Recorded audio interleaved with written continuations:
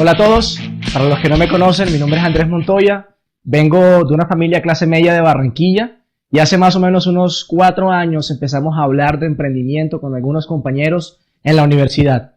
Me encontraba envuelto en la rutina, ¿no? Lo que se encuentra todo el mundo. Estaba estudiando una carrera de negocios internacionales y estaba dando distintas clases y me iba dando cuenta de algunas cosas que realmente no comprendía. O no sé tú cómo te explicas que hayan personas, familiares, conocidos, amigos tuyos que trabajen toda la vida y no logren cumplir los sueños o las metas materiales que se proponen. Incluso más importante, ¿cómo te explicas de que hayan personas que por mucho que estudien y trabajen y se esfuercen, realmente no alcanzan a entender cómo funciona el juego de la economía y cómo pueden ganar en ellos? Yo comencé a plantearme esas preguntas hasta que un día estaba en Introducción a la Economía, llega el profesor y empieza la historia, ¿no? Empieza a explicarnos la famosa ley de oferta y demanda. Y en esa ley el profesor daba algunos ejemplos básicos para que pues los jóvenes pudiéramos comprenderla. Decía el profesor, imagínense una naranja. ¿Qué pasa con el precio de la naranja cuando hay muchas naranjas en el mercado? Pues obviamente todos respondimos, pues el precio baja. Y el profesor, exactamente, ley de oferta y demanda. Y seguía el profesor dando ejemplos y luego decía, imagínense ahora la piña. ¿Qué pasa con el precio de la piña cuando hay muchas piñas en el mercado? ¿Qué pasa con el precio? Y pues los estudiantes contestaron, pues baja el precio. Exactamente. Y a mí no me gustaba mucho participar en clases, siempre me ponía atrás y no era muy participativo ni tampoco muy buen estudiante, pero ese día se me iluminó la mente, levanto la mano y le pregunto, profesor, ¿y qué sucede con los salarios de los profesionales cuando hay mucho profesional buscando empleo allá afuera? El profesor se me quedó mirando y me dice, no, ese ejemplo no, sigamos mejor con otro ejemplo. Vamos ahora con el ejemplo de las toronjas. Y comenzó a dar más ejemplos. A mí no me gustó mucho la reacción del profesor. Como no me gustó, comencé a pensar, pues tenía algo de sentido, ¿no? Yo estudiaba más o menos, en mi promoción eran unos 100 y pico de estudiantes. Yo sabía que antes de que me graduara iban a haber miles de estudiantes que iban a tener el mismo título, los mismos estudios y conocimientos y el mismo cartón que yo. Y que cada semestre se graduaban cientos, si no miles de profesionales en mi ciudad. Y comencé a pensar, ¿será que cada 6 meses las empresas tienen la capacidad de crecer para poder ofrecerles oportunidades laborales a todos esos estudiantes? O peor aún, ¿será que cada 6 meses se pensiona la cantidad de abuelitos suficiente para que suelten el puesto y los jóvenes que venimos puedan cogerlos? Con estos planteamientos llegaron de una persona que yo consideraba exitosa en el mundo del empleo, mi mamá. Mi mamá tiene 30 años trabajando en una empresa tradicional. Empezó a los 18 años como secretaria, trabajaba de día, estudiaba de noche, se pagó sola su carrera y pues muchos años después alcanzó a tener un buen puesto ejecutivo dentro de la empresa. Ese día fui donde mi mamá preocupada y le dije, mami, mira, tengo esta pregunta. Pues si todo el mundo sale y sigue el mismo guión de estudiar una carrera universitaria, obtener un título, salir de una universidad y empezar a trabajar, entonces, ¿quién crea todos esos puestos de trabajo? Mi mamá se me quedó opinando y ella me dice, pues, mamá que se respete tiene respuesta para todo. Bueno, pues lo que pasa, papi, es que cada semestre o cada año van entrando nuevas empresas al país. Y entonces, como entran nuevas empresas, cada vez hay más oportunidades laborales. Como yo siempre he sido una persona medio inquieta, me metí en internet y comencé a investigar en motores de búsqueda si realmente eso era cierto. Y me di cuenta de que la realidad era otra. Cada año se graduaban en promedio 22,000 nuevos profesionales de las universidades de mi país y solamente se creaban, según cifras de un departamento oficial de estadística, 1,200 ofertas laborales para profesionales. Es decir, 1 de cada 20 personas con las que yo estudiaba podrían encontrar un empleo en lo que estudiaron y los otros no. Como no me gustaron esas estadísticas, fui preocupado donde mi mamá y le dije, mami, mira, tengo esta situación. Pues esto es lo que dicen las estadísticas oficiales del país y no sé realmente qué es lo que, si realmente si podrá hacer eso.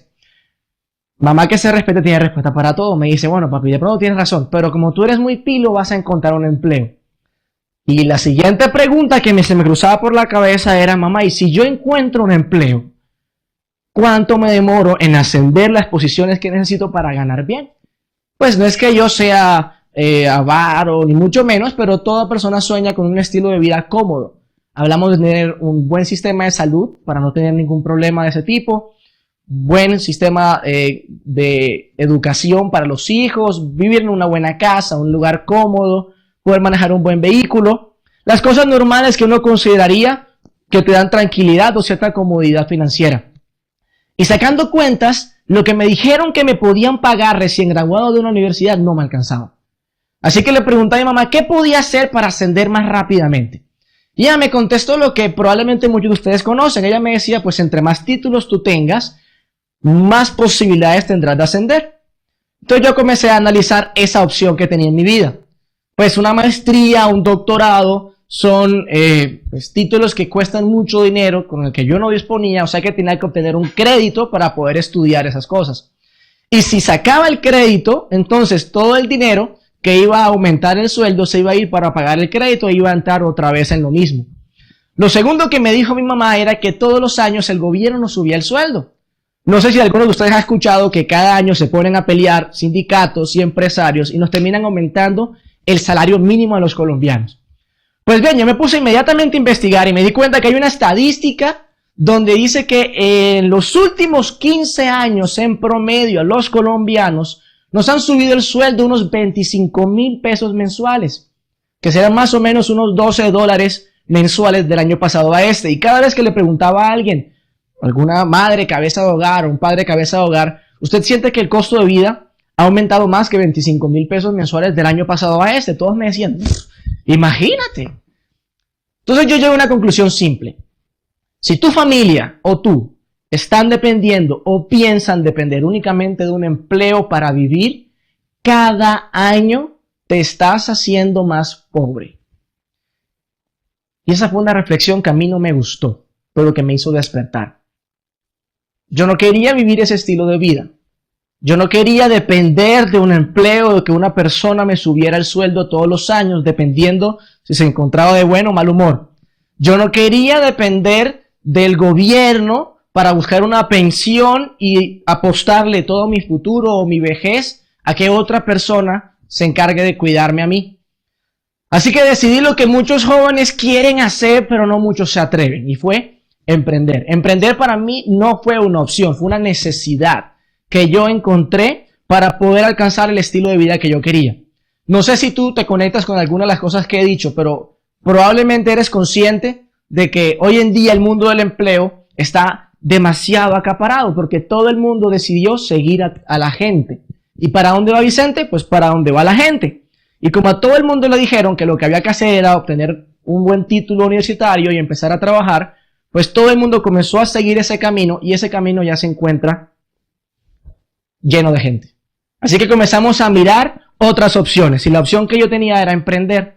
Más allá de explicarte qué fue lo que emprendí, quisiera contarte en el tiempo que me queda algunos de los conceptos que entendí que me ayudaron a obtener el resultado que hoy tengo y que me tienen viviendo un estilo de vida que muy pocos jóvenes son capaces de darse. Para mí fueron 3 elementos claves que aprendí a través de un programa de formación empresarial, porque la mentalidad de un emprendedor es un poco distinta a la mentalidad de un empleado. Hay una serie de habilidades que hay que desarrollar y una serie de temas que hay que entender.